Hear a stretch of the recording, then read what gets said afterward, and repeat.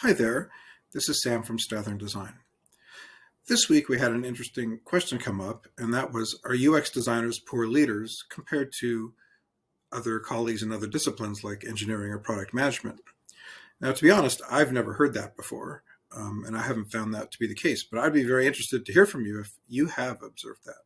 But someone who attended our roundtable had observed that. And I guess one comment I have about that is that designers do often have big egos. Sometimes I call them delicate flowers, and they tend to view their work as art. Now, that's not all designers, but there are definitely a subclass of designers who think that. So if you think that your work is art as opposed to a business product, then that could make them indisposed to listening to feedback. Um, so, and similarly, people who are really focused on art aren't so focused on business and KPIs. So people like that certainly are not going to be good leaders. So part of it could just be about how you hire, and A, to be sure that you hire people who are analytical, and then B, you could also do standard leadership type questions when you interview people, just like you would for any other position.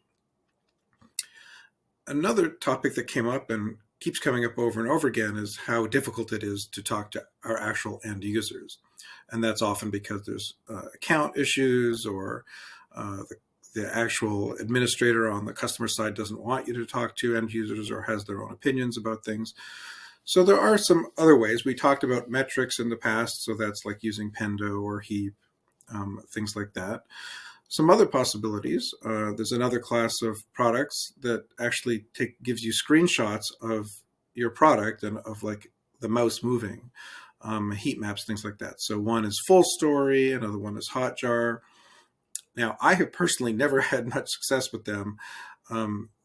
They just, for some reason, they just don't work. The sessions don't seem to actually show things that are useful.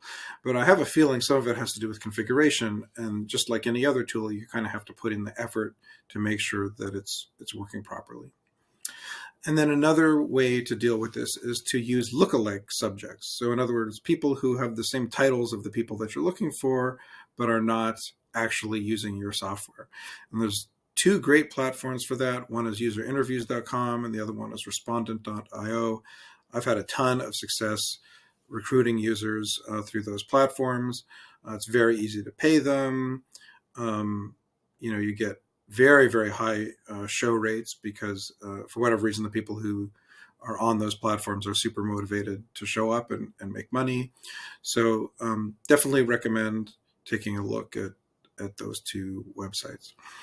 So yeah, our next session will be February 15th, 2023 at 3 p.m. Eastern. I hope you can make it. Thanks. Bye for now.